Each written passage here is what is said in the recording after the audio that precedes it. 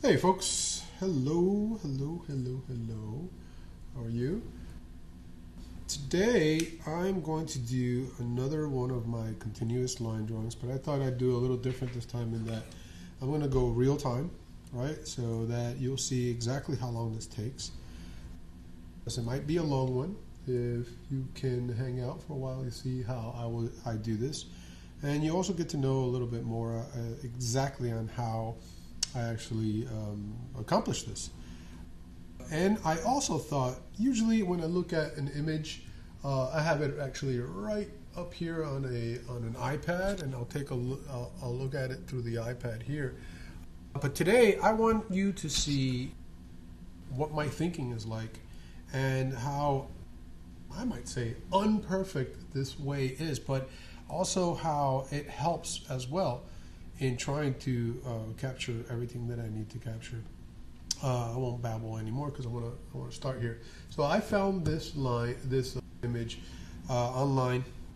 I just went to Pinterest and I typed in cluttered space. I love the cluttered spaces.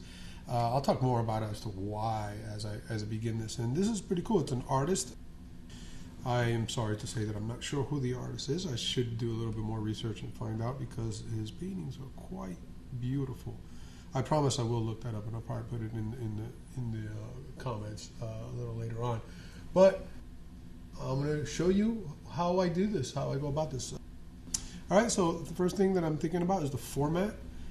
I think I might just get rid of all this area here for the format. I might start from right here and work my way down. And I have, this time I'm using a Micron 08, which is a fairly thick point, but you could pretty much honestly use anything you want. Without any further ado, I'll start and you'll see what I mean in just a bit. So I'll start maybe way a little bit up here, and I'll create my format first. All right, and then I'm going to come down. I'll do some of those sound effects here. All right, I'll spare you from those. Okay, I come across here and go up, right? And again, this is a continuous line. So other than this format that I draw, as soon as I begin, I'm not going to pick up the pen at all until I'm finished, which means it forces me to do a couple of things. One, I have to really make a decision as to how important is this to the story of the clutter, because I don't want to be a slave to the image, right? I don't need to put every single detail there. So you'll see what I mean in just a second. So you'll see that I'll also stutter a little bit with my speech, because there's two things that are happening when you're drawing, right? You're drawing and you are drawing and talking, really, that's what I'm trying to say, is that I'm using this apparatus of thinking, with our brain here, and also looking and drawing.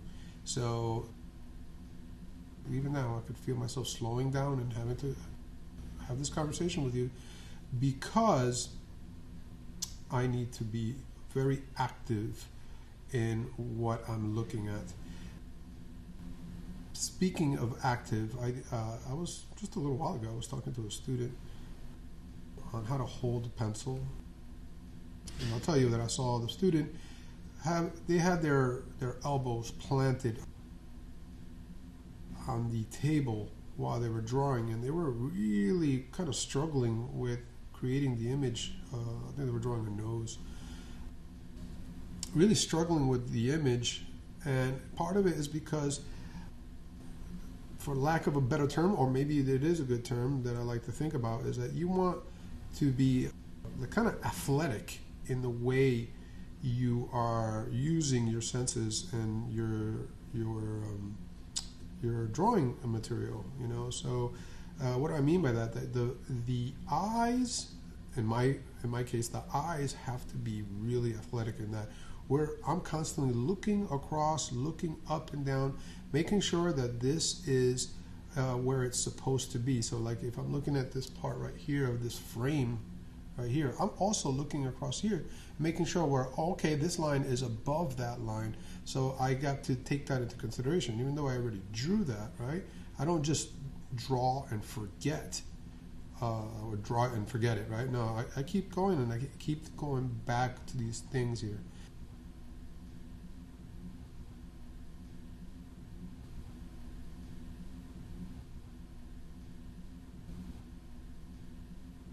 And getting my brain back in action here, right? So I'm seeing some of the painting here. I mean, it looks like a beautiful landscape. I see more than you guys here because I'm live here, and there's a little washout from the light above here, but I see a little more here, and I think it's part of the story, so I'll just draw it in. And what's going on up here? There's a cool little nifty, what's that? Camera of some sort? I'm not sure what that is. It doesn't matter. But I was talking about this idea of being athletic in some ways, even with your elbow. Don't slap your elbow down onto the table and just try to draw everything from a wrist that the wrist really just wants to do. Think about this movement. It's a curve. And many times you need a straight line in order to create something that you're doing. So if you get stuck, there's this nice shadow here, so I'm going to put a little idea there of the shadow. If you get stuck, here you go. See, that's my brain saying, hey, shut up for a second. Concentrate on drawing this line. Which is fine. Totally fine. I'll get back to what I was talking about. It may seem like I'm meandering and talking aimlessly, but I promise you I am not. I will get back to my original intent, point that I was saying. Or will I? No, I will. It's the idea of being sort of athletic with your arms. I reminded them of something I read a while ago when I was a student and doing some figure drawing, and I came across a wonderful, incredible artist named Anthony Ryder.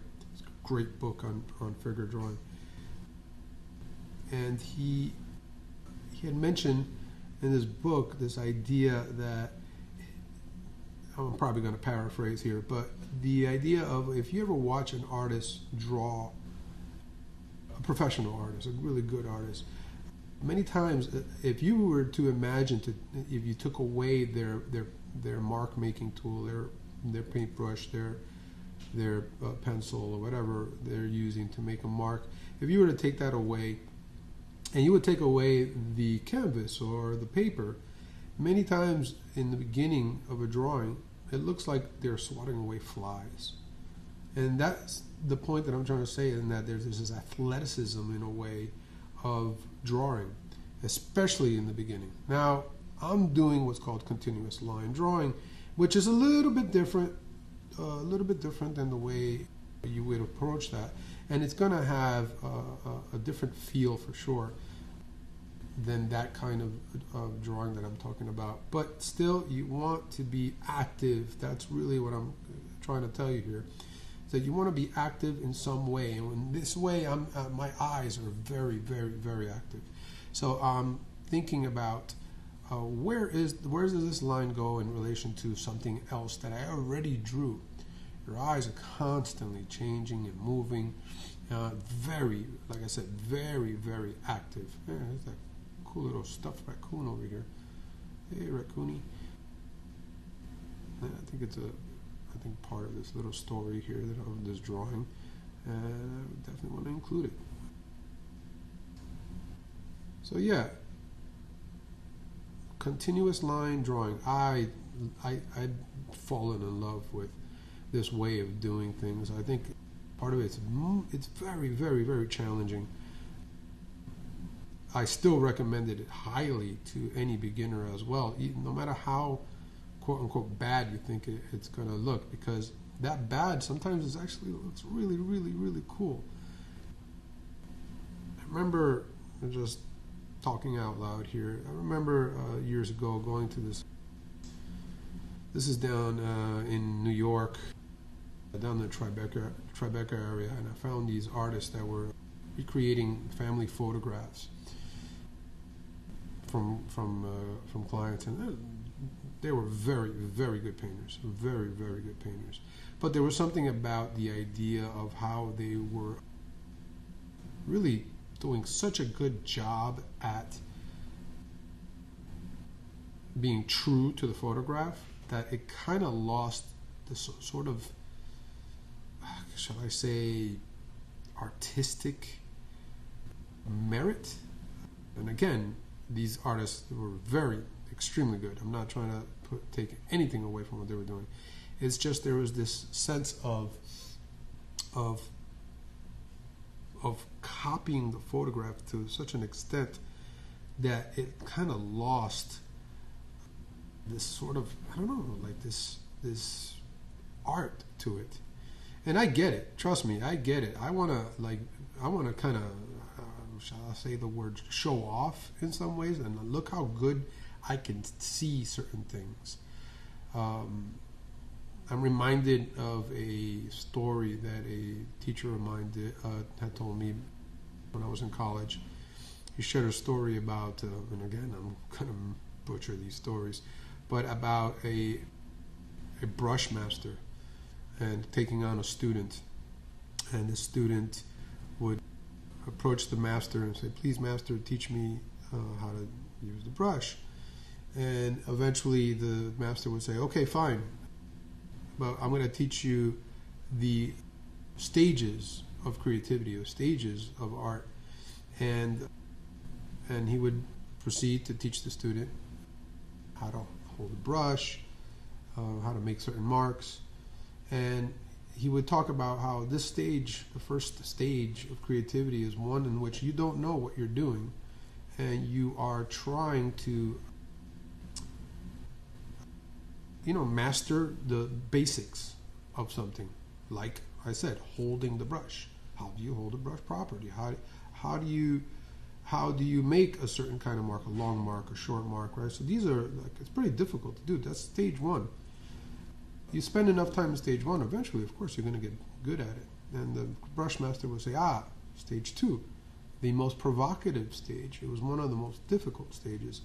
Why was it difficult? Well, because now this is the time that you know what you're doing, right? You know how to make these certain marks.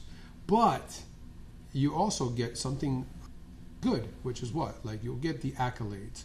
And the way we think about that today, it's probably in social media, we think of it as likes, right? You get likes. And we love likes, right? Everybody loves to be liked. Everybody wants these, to be acknowledged for what they're doing. And he called it that being the provocative stage, because many artists can get stuck in that stage of being famous, being popular, getting those accolades, right? And we could get stuck on that. But he goes, well, we have to push past that and get to stage 3. And what is stage 3? And it sounds kind of weird, really. But if we break it down, you'll see what I mean. Stage 3 is you are purposely trying to go back to stage 1, having the experience of stage 2, right? So you're purposely trying to kind of have that new naivete, right, of being a new student. But is that you already know how to hold a brush, you know how to hold a pencil, you know how to do all these things, right? So how can you keep it fresh? And I found that this way, in this method that I'm using right now, which is the continuous line drawing, it allows me a little bit to do that. Because, I could really slow this down and draw in such a manner where I could perfect everything. And that'd be cool. It really would be cool. I think, I could maybe get some more likes, or maybe even self-satisfaction of like, look how cool I could see this, that I got this right. But this way, I know I'm making a ton of mistakes. Trust me, folks. I know I'm making a gazillion mistakes with doing this. And the added challenge is that I can't lift up this pen. I'm not. That's part of the charm here. That I'm not lifting this up, and I'm letting some of those mistakes live on here. I honestly don't know what this is going to look like in the end, But I also kind of, and I mean this in the best way possible, I don't care, right? I myself am curious to see what this looks like too. Which reminds me of a cool YouTube talk from, you should totally look it up. Let's see if I can maybe find the link to it and put it in the comments as well, by Elizabeth Gilbert. Yes, Elizabeth Gilbert, who also had a great podcast on being creative. I wonder if she's still doing it. But I saw this one talk. It was a TED talk that she had done. And if you don't know who she is, by the way, some of you might know who she is. She is the writer of a wildly popular movie. I'm sorry, a book, but that did become a movie with Julia Roberts. Oh gosh, it must be over a decade ago now or more. I don't know. I have no idea. I don't remember. It's a book called Eat, Pray, Love. And anyway, it's totally worth her watching her TED Talk on her being a creative person. And one of the things that she talks about in there is like how the ancient societies and cultures, like the Roman cultures and the Greek cultures, would talk about creating art, and that the artists themselves were not the ones that were creating this, but kind of were a conduit to something else. You know, I think the Romans called it the daimon, which got translated to your demon. So your demon was the one that was creating the artwork. The Greeks, I think, called it the muse, right? So the muses wanted to see what this looked like, so they would kind of transcribe through you, or you were the transcriber of, she would talk about poetry, the poet, or even certain popular singers, like, what was it? She had a funny joke there about Leonard Cohen and, what's his name? Oh, he's so awesome. How can I forget? Well, anyway, but the idea of like how they run through them and they create this artwork. So in many ways, I'm approaching this in a manner where it's like, well, I am interested in to see what this will look like almost like I'm not in charge here, you know, like, and clearly I am. I'm the one making these marks for sure, but it's almost like a mental game, like how I can't wait to see what this looks like too, right? If you're interested in what this looks like, I can't wait either, you know, and it could be good, it could be bad, you know. And again, I'm reminded of one of her jokes. She goes, well, if it's really bad, whatever you did, well, you don't have to fully take the blame for it. You could kind of say, hey, man, I had a crappy demon, you know. They didn't do a good job. What do you want me to tell you, right? So I don't have to take the full blame if this is a horrible work of art at the end of this. But again, there's this charm that I'm looking for here. Oh, look at this. I didn't even notice this the first time. This is a cool little skull right there. Ooh, let me draw that skull here. And let's see if I can capture the sense of that skull here. Yeah. Okay. Oh. So I'm going to pause this video in just a second. Ooh, I don't want to because it'll break my rule here, but I'll come clean with you guys. I am at my day job, and we have some extra time here, and that means I have a knock on the door, and it happens to be someone dear to me that I have to go open the door for. So I'm going to be right back. And even now, I can see that they're getting annoyed that I'm not opening the door. But I will, as soon as I just do one more line here, and I'll be right back, and I'll pick up from here. I'm breaking my rule, darn it. Oh, darn it. But, oh well. I think hopefully you'll forgive me. So I'm going to pause right here, let go of that, and I promise to be right back. All right, I'm back. Here I am. So I promised the time was maybe 8 or 9 seconds since I opened that door for my loved one here. Okay, so I'm looking where this goes. I saw that this is not quite lined up where it's supposed to be, and this is supposed to be smaller. So I'm going to make this a little smaller. And so this challenges your observational skills. And again, I made a sort of mistake. In other words, things are not exactly where it's supposed to be. But like I said, in a good way, I kind of don't care, right? Because there might be some charm to this. Where am I in the image here? This goes up like this. And there's some books back here. And there's this post that goes up. And this is a cool little animal bones that I see here. And coming across here. So I hope that babbling made some sense here, right? There's sort of an I don't careness to this because I am curious as to what this is going to look like with that idea of what if I were a little bit naive in drawing, and what would it look like if I let that happen, right? Instead of trying to control everything, make it beautiful and perfect.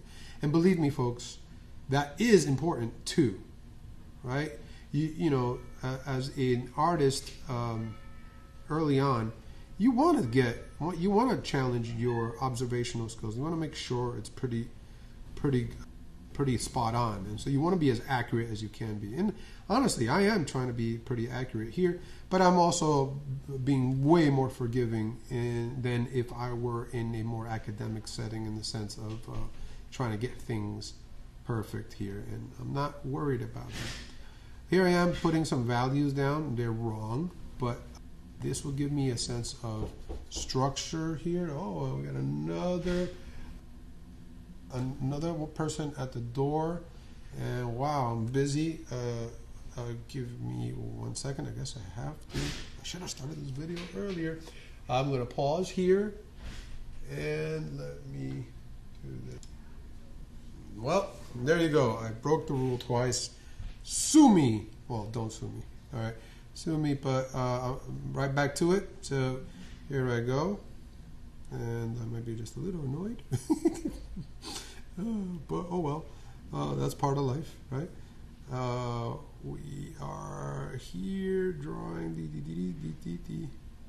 My fault, right? My fault. You know, sometimes things happen. Okay. So, all right. Lining this up here. And there's looks like there's a book right here. And I'm going to make that book, and that book's a dark book. I'm going to use that as a form of emphasis. So I'm really going to scribble in here to make this book kind of stand out a little more in the drawing for a moment. Looks like I might add more of that value later on.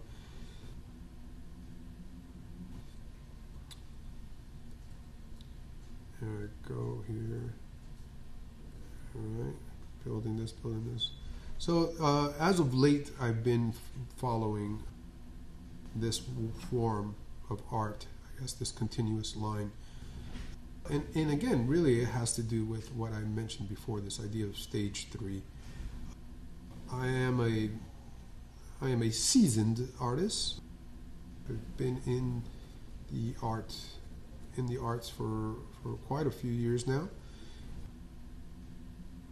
And I think that it is a natural thing that happens as you age as an artist, to want to find new challenges. And it's not only because I've mastered something else. That's almost a silly thing to think about, mastering something. I've definitely gotten better at a lot of the ways that I create. But this continuous line drawing is it's exciting to me now, in that it is a challenge. It's a new challenge of trying to capture an image that is.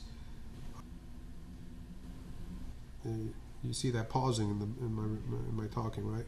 Because it looks like I'm looking at certain parts that I want to try to get right, even though that's not that important here. So that kind of new challenge as an artist that's been doing this for quite a few years, and this is what keeps me kind of excited. You know, there's a new kind of process here. that I'm enjoying. And I'll keep doing this for a while. Who knows? It'd be nice, to be honest with you guys as my audience. It'd be nice if you let me know that you are gaining something out of this, that you might try it yourself, and you could ask me some questions for sure about these things. It'd be nice to get some more feedback from you guys, and it'll motivate me some more to do this, in some ways, because I love this stuff, and I'm not going to stop until I feel like I've exhausted this.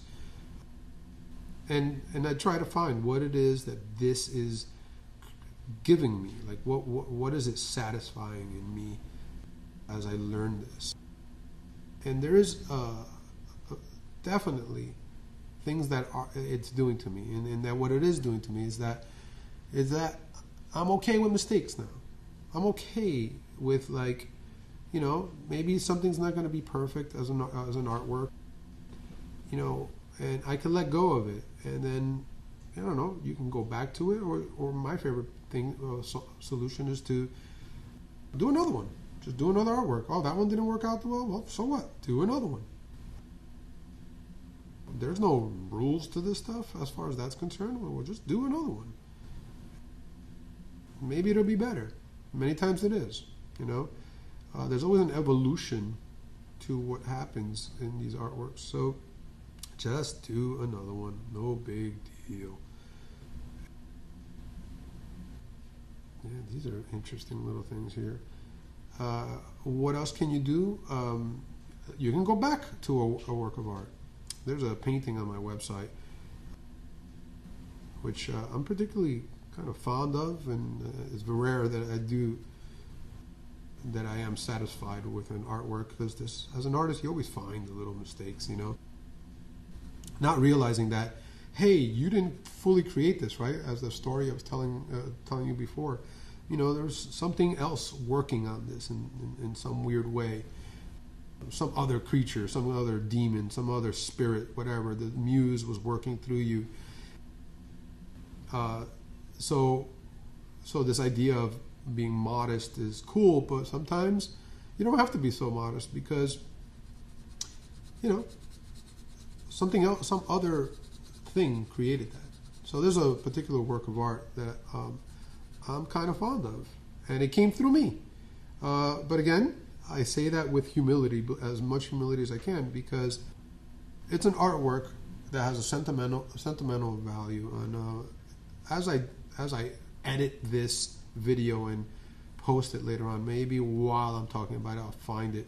But if I don't do that, I'll tell you what it is. It's on my website, and it's johnsanchezart.com, and it's an image, what's called Wynwood Sunset. I lived in a cool little, I would say, artsy little area. Some of you will know what Wynwood is. Artsy kind of area in Miami. In its nascent beginning. It's like rough beginnings, I would say. I have plenty to say about some of the things that happened while I was living there. There was crazy things, is to say the least. I'll tell you, my car was stolen more than once. More than once. And we found, believe it or not, a body was thrown into one of our yards. I'm not laughing at the poor soul that lost his life doing drugs in the kitchen of a nefarious character across the street, whom then in the middle of the night had some of the strange characters that actually lived around town pick this guy up and literally throw him over. Anyway, it was exciting. It was crazy times, for sure. Crazy times. But anyway, I did a painting called Wynwood Sunset. And you could look it up if you like, or if I don't have it already on here. But it was a painting that I started, and I hated its guts soon into beginning it. I hated it. I remember it's very rare that I use a grid to start a painting, and this is a painting that I used a grid because I guess I wanted it to be somewhat faithful to the image, the photograph, shall we say, the resource, the reference, right? I wanted to be so close to that I figured the best way to do that is by doing a grid. And there was just something fighting me. That painting was just fighting me so much in that, like, it almost didn't feel mine, in that sense that I was just copying an image, and it was really bugging me to the point that I just abandoned it. I was like, what the heck with it? I don't care. And so I had it facing the wall, and I kid you not, folks, I had this painting facing the wall for over 3 years. And I kept painting and doing other artworks, and that was that, until one day, time for me to move out. Finally, we bought an apartment up in a really nice part of Florida, a nice town up in Broward County, where I live now. I remember turning the painting around. It was interesting because I saw all the mistakes. I saw all the things that it needed. And it needed more mistakes. And I saw that I was like, well, no, I have to, I got to get to work on it. And I did. And I kind of let go some of this control of trying to make it perfect, right? And trying to make it look exactly like the photograph. So I just let some of that, care to the wind type of talk, right, to just happen. And I honestly think that it became a great learning lesson for me. It became a new method, or shall I say, a new way in working that allowed for more freedom, to be honest with you. That, plus it's a very sentimental piece. It's actually a painting of the rooftop of where I lived in Wynwood during a sunset right after a torrential Miami rain. And again, I think some of you may know what it's like here, but it's the way it rains in South Florida is like torrential, like cats and dogs, right? And then within a few minutes, you have the most beautiful sunset, the most beautiful sunny day. And before you know it, all the rain evaporated because of the heat, because of the sun, and you have a totally normal day on here. And that's exactly what happened. But I had a huge puddle in the middle of this roof. That roof, the roof puddle was reflecting these beautiful, colorful clouds that were kind of masking the sun for a bit. Anyway, I hope you go take a look at it. But I'm talking so much about it. But it was definitely something that I learned from. And again, more sentimental because it's exactly where I proposed to my wife. Right up on that roof, on the rooftop there. It was a beautiful moment for me. And so letting go of some control and having something profoundly important to me happen there, or I made happen, right? It was really, really, really, really cool. I love that painting, and I love the person that owns it now. I shouldn't talk about him, but he's a great person, the Broward County judge here.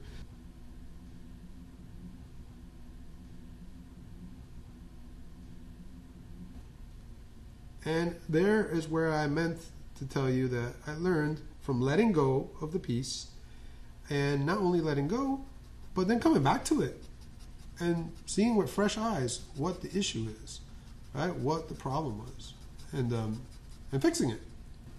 So you could start a painting, start a drawing. If it sucks, oh well, it sucks, no big deal.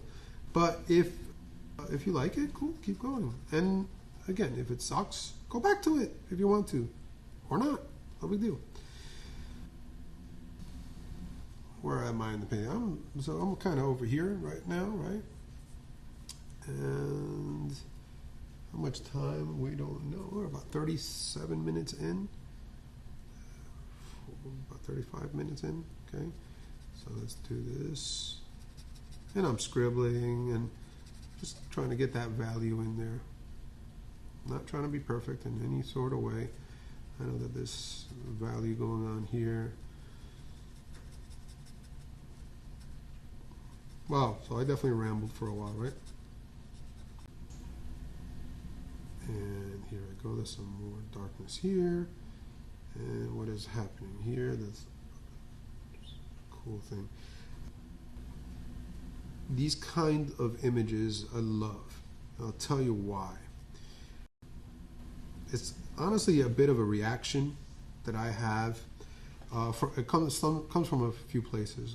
When I was a student, I was living in an apartment with a roommate. She was a photography student at the same university that I was at, and I didn't necessarily care too much for photography. And she would have these books laying around, as we do. I mean, just look at this. Like all these books, we artists, we always kind of look for knowledge in many ways, right?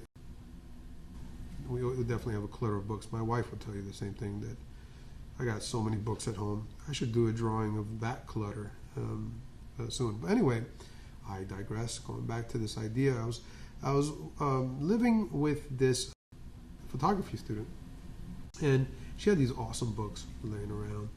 And it was the first time that I started like meandering, looking through the photographs. And I hate to tell you this, but I just don't remember the name of the photographer, but I'm sure if I do enough research, I could find it. But I remember seeing photographs of kind of urban,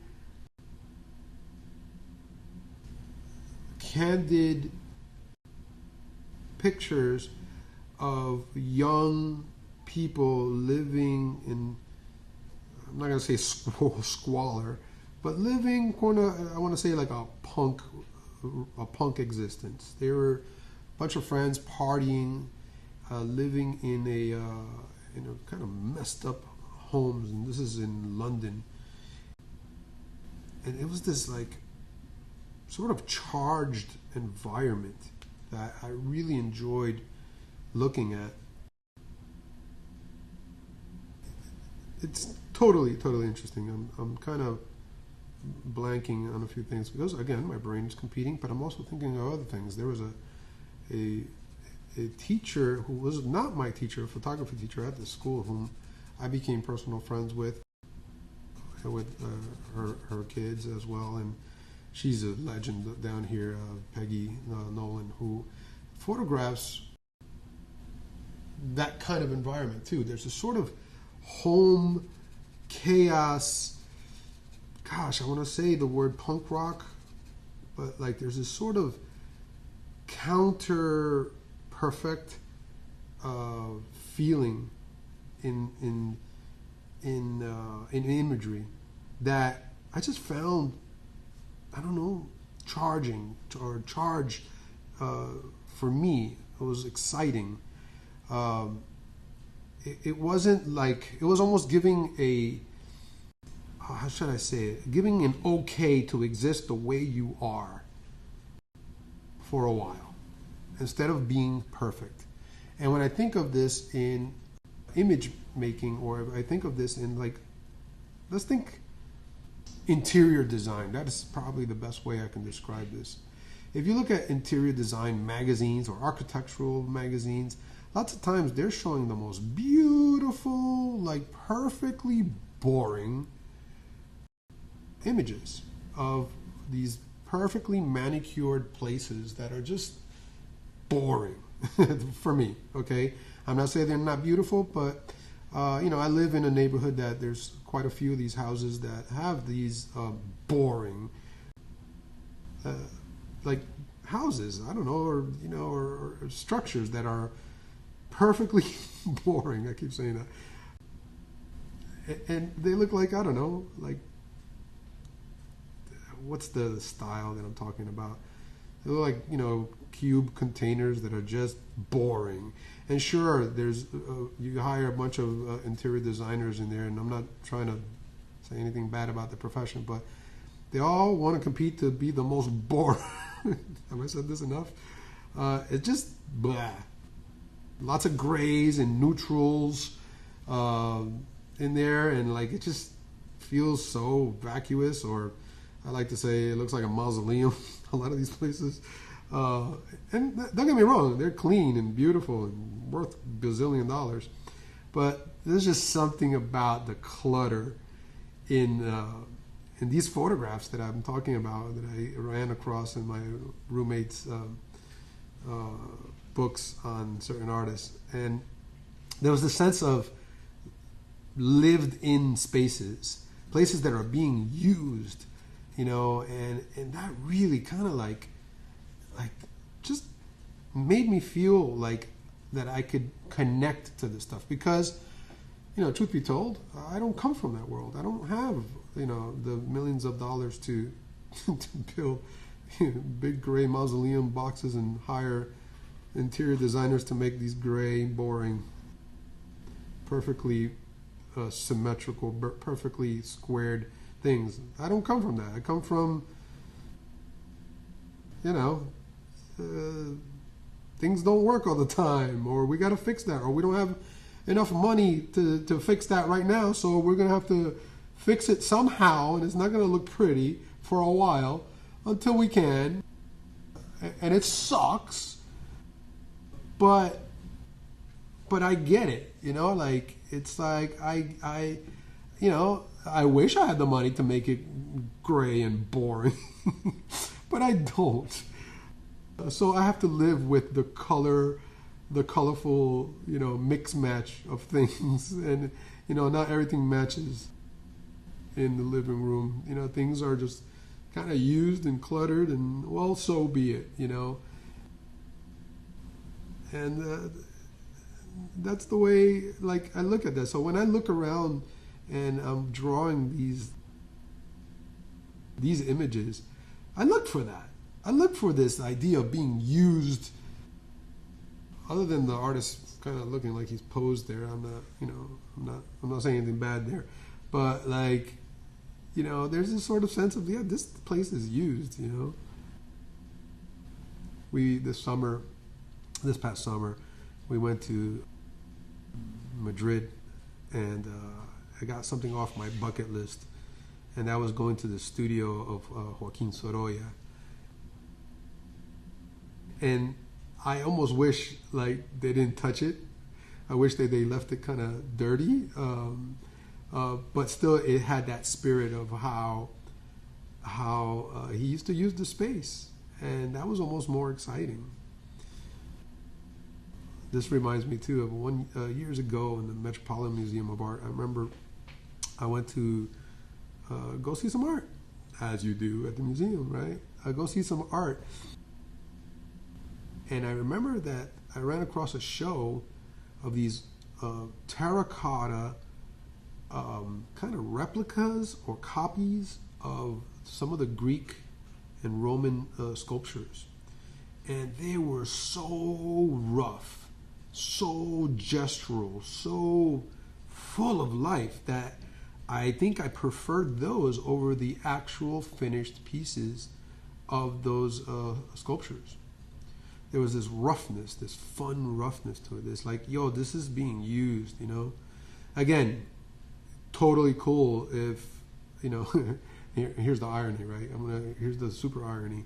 A lot of the times when you're creating art and you want to sell your work, you kind of hope that somebody that has one of these gray mausoleums, I'm totally shooting myself in the foot here for any, I doubt any collectors are going to be watching that, right? Any collectors on there? If you are, like, shut off your, well, it depends. I'm totally assuming certain collectors are the ones that have these gray, ugly boxes for homes that are worth millions of dollars. I always hope, like, well, I hope, I want them to buy my work because they're the ones that kind of can afford it, And here I am talking smack, right, on their choices of interior designers. Yeah, sorry, I got tons of opinions here about stuff, but that's what I mean. In the last few YouTube videos that you see of mine, you'll notice that the images are those that are, you know, they're almost hard to figure out in some ways, right? I like that on purpose. I want this. I want this sort of this challenge in some ways to look at my work and these works, not all my work, but in these works and in this time in my career. I want that. I want it to feel like, yeah, like what the heck is that, you know? And some of the way I test that too, I asked some of my family members, and I'm like, all right, for example, this last one that I did was the last YouTube video I did, according to today, depending on when I release this, is the back of a Jeep that's on a lift from a buddy's shop where he works on cars.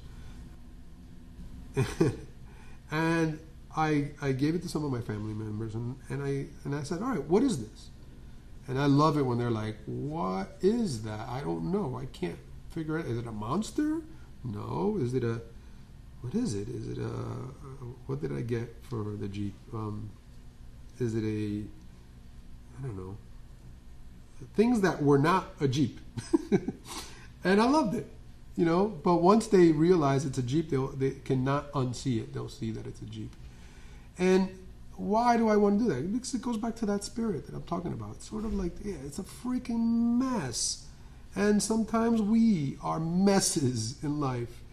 So freaking what? You know? Well, you know. Well, you want to fix it sometimes, right? You don't want to be a mess and glorify that stuff, you know. But it's part of life. And this is who I am, who you are at this time, whatever it is. And heck, embrace it before you try to fight it, you know. It is what it is. It is what it is. So these things that I search for online is this. It's this chaos in some ways, right? But chaos that there's nuggets of truth in it, right? It's not full Jackson Pollock chaos, right? It's yeah, chaos, but there's some stuff in here. You know, who's the rage now? Jordan Peterson's the rage now. If you listen to some of his stuff, talking specifically about things like this, right? Chaos and order, right? I'm kind of wanting to give it a visual understanding, the way I understand it, where this is chaos. This whole image is chaos. But if we spend some time in here and we take a look and get closer to what we're looking at here, you're going to find some order. You are. You're going to find some order. You're going to find some vertical lines. You're going to find some good horizontal lines. We're going to find a sense of, yeah, oh, okay, that is a scene. There's something going on here. There's a scene happening. And it's a sense of almost like things are okay. Does that make sense? You know, in chaos, things are okay. You know, I do say okay, right? I'm not saying things are perfect. And again, I don't want to necessarily glorify a mess, but I'm also not glorifying it, right? It's just acknowledging that it's part of our lives, right? Sometimes things are tough, sometimes things are great. And oh, look at that, made a mistake there. That frame should be further back. Yeah, this frame, that should be further back here. Oh well, you wouldn't have known that unless I told you, or unless you're also a professional, right? If you're a professional, what the heck are you doing here? Get away, get away. No, I'm kidding. All right, kidding. Let's see, let's make a little bit more sense, right, out of this chaos. I'm bringing in some more values. All right, here I am. Yeah, so I've always been attracted to that sense of semi-chaos. Uh, it's not the greatest for living conditions, I'll tell you that. My wife doesn't like it. All the art books that I have all over the place, and my career, the way it is going, I no longer have a studio space. I kind of like to paint outside, and I like to paint different hours in different places. Even now, I'm in a different place painting. And that means that there's stuff kind of all over the place, you know. Not, again, that I'm saying that I'm being dirty and unorganized, but that my space is definitely is used, right? It's used. It doesn't look like, I kid when I say this, but like a mausoleum, right? It's, and again, that's cool. That's all order, right? Going back to Jordan Peterson, that is all order for sure. Order is clean and important, and you can find stuff for sure. You can find. I think I was looking for the ice cream scooper the other day. I couldn't find that damn thing.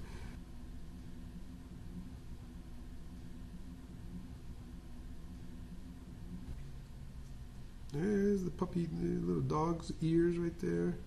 Let's see if we can do this dog here.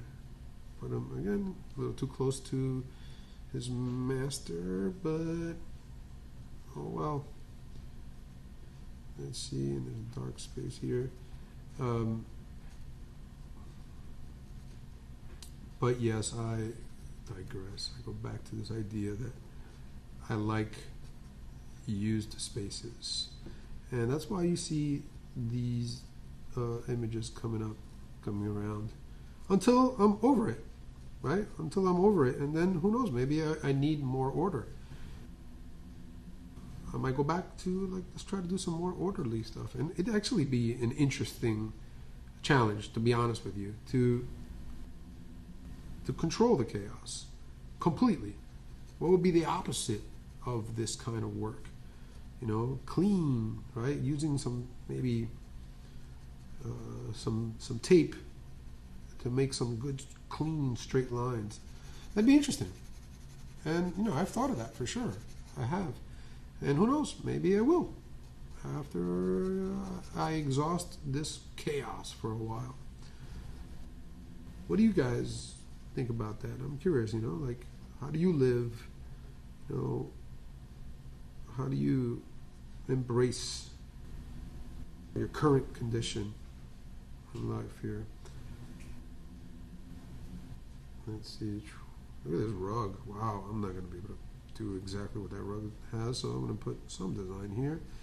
And there's a cool little darkness here, so all this is kind of bathed in darkness. And does it need it? Yeah, why not? Oh, look at that. And I'm just scribbling, folks. Scribble, scribble, scribble. Scribble, scribble, scribble, scribble, scribble, scribble, scribble, up and down. All right. And scribble, scribble, scribble. And there's a cool little design going on here in this rug. And then it comes across here, and then it happens again here, and there's a kind of here, here. And I kind of like this because it acts like a way, going into the artwork. Kind of directional lines that are going let's go into the artwork. Okay. And here, and what is this? Oh, it's an interesting little design that I'm not going to do. There. That's cool. And then dog's paw right there, a little furry creature here.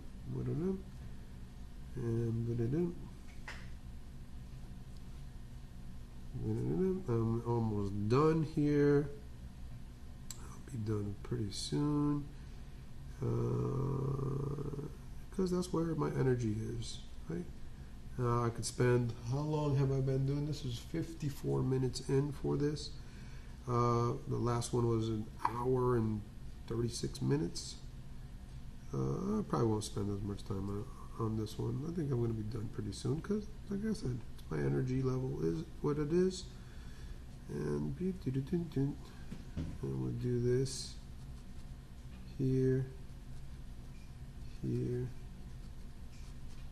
And the way it turns out, the way it turns out. Like I mentioned earlier earlier, you know, I too am curious as to what this is going to look like. Right? Now, don't get me wrong. As I do this, I am looking and making design decisions. Like, do I like this? Do I not like this? You know. Yeah, this is okay. I like it. It's fine. Here you go. That rug. Around the doggy. And the dog. Oh, there's that. That rug kind of goes back around the dog here. Goes back in space. There it is. And there's this. And that rug is dark right around there. And I'll continue some of that design here, just a little bit. Just get a sense of what is happening here. And that goes across, and here I go. All right, and I think I still see a little bit more. There's always more to do here, but again, remember what I talked about, right? I'm not trying to be a slave to this thing. I'm letting it kind of be what it is. You know? This here. I'm not going to do too much on the edge. One of the things you want to think about when you're working at the edge is you don't want to kind of activate it too much.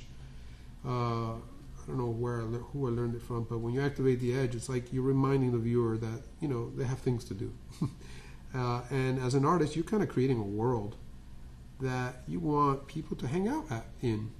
You know, you want to meander through your artwork and hang out for a while. So if you get too close to the edge and really activate it by putting a ton of details there,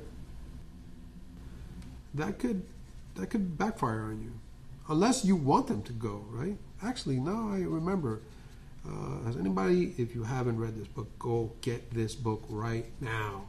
One of the best books I ever read, period. And you might think that's funny, or you might think you might agree with me, but honestly, one of the best books I ever read is Scott McCloud's Understanding Comics. Yep, Understanding Comics.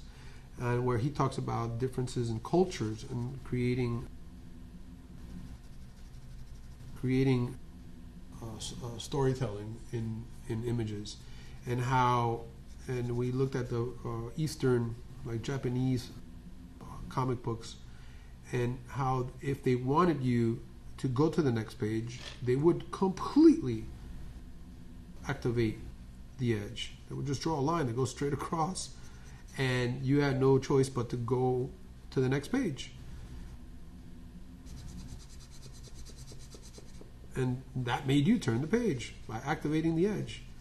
You know, many times though, you want the viewer to hang out for a while. And so the way you do that is you don't activate the edge. You kind of activate in here, right? There's more activation here. I could probably add a little bit more contrast here so that the eye goes to that contrast. Let's see, this is all dark as well.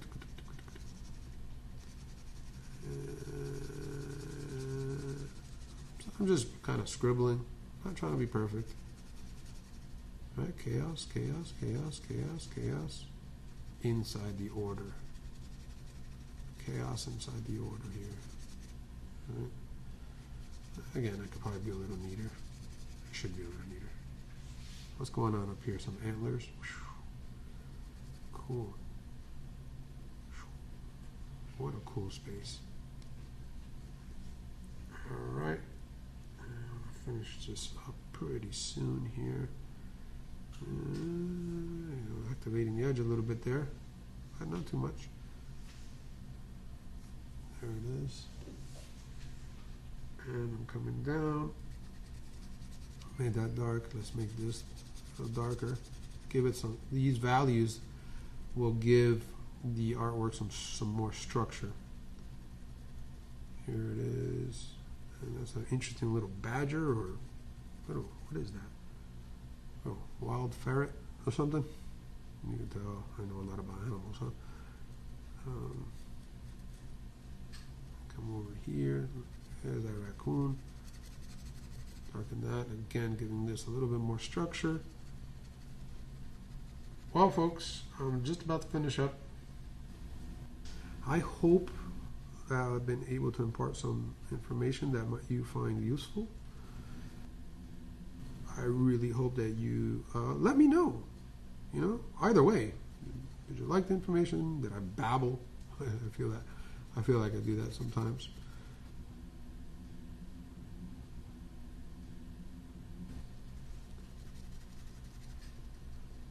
And again, here I go. There's my brain stopping because I have to talk. And I am, let's take a look. One way that I'm actually looking at the artwork is I want a different point of view.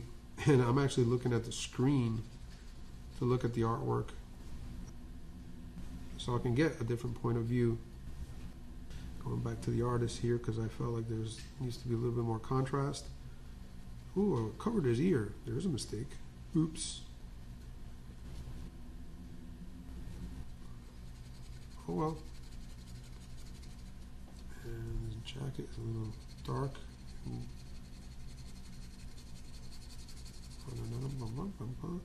And this whole area is a little darker. And we are about to call it a day, folks, for a quick one. This actually is a kind of quick one compared to some other ones. And certainly I could spend more time here, but I'm not.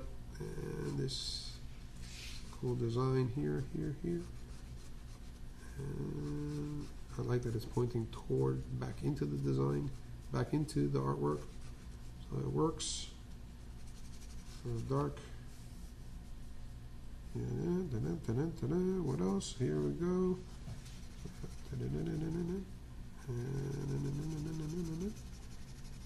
And I think we will call it. Nope. I feel like this needs some balance here, so I'm going to darken this whole thing. And I'm just scribbling. Sense of speed, that's all. Scribble, scribble, scribble, scribble, scribble, scribble, scribble. A little bit more over here. And folks, I think I will darken this a little bit.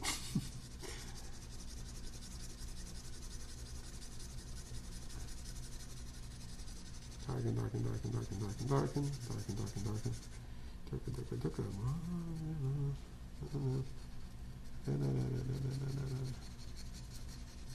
A reference to Team America there.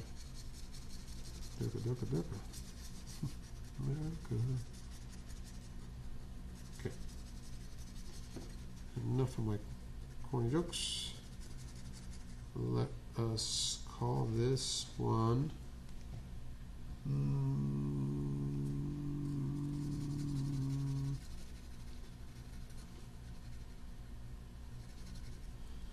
almost done. Here we go.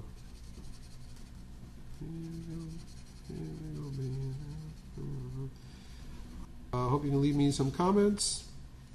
Leave me some of your thoughts. I'd love to hear them, read them, and you guys have a wonderful. Let's just make this a little darker here and there. Little accents of darkness here. And here. I'm just flying around. With a little bit of sound effects. What do we got here? Let's see. Let's move my. There's that scribbleness. And again, I could just keep bringing more and more order, but I think we are going to call it a.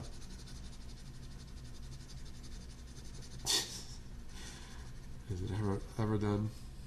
what was that? Da Vinci said. What was it? Da Vinci is the one that said, "If you're ever done with an artwork and you're satisfied with it, stop being an artist."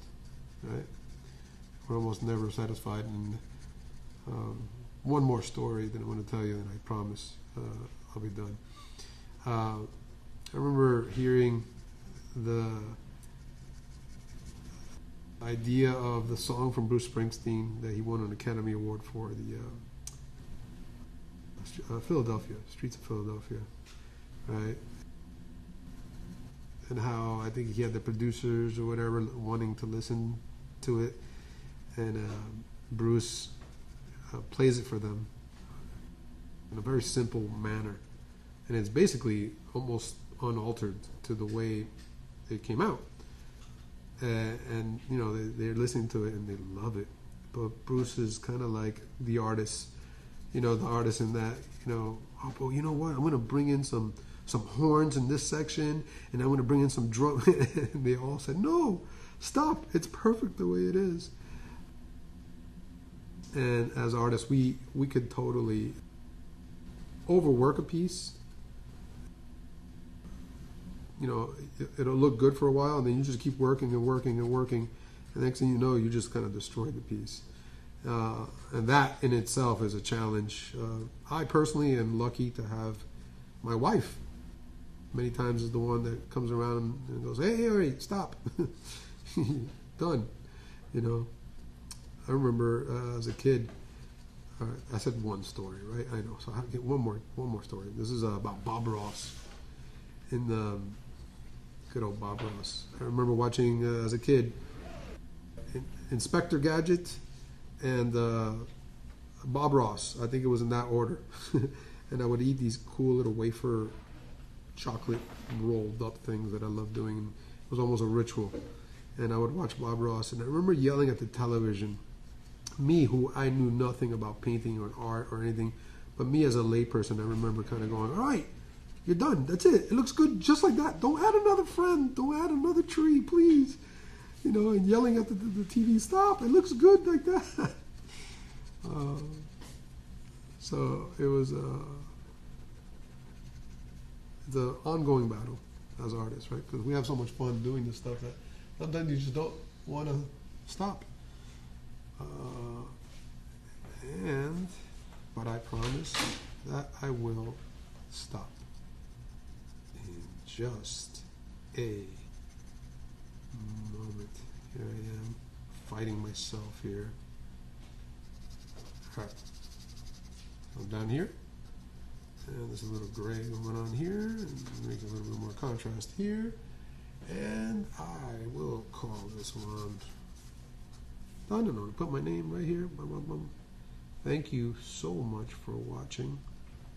And I look forward to hearing from you guys. All right? My goodness. That's it, folks. All right. Appreciate it. Take care.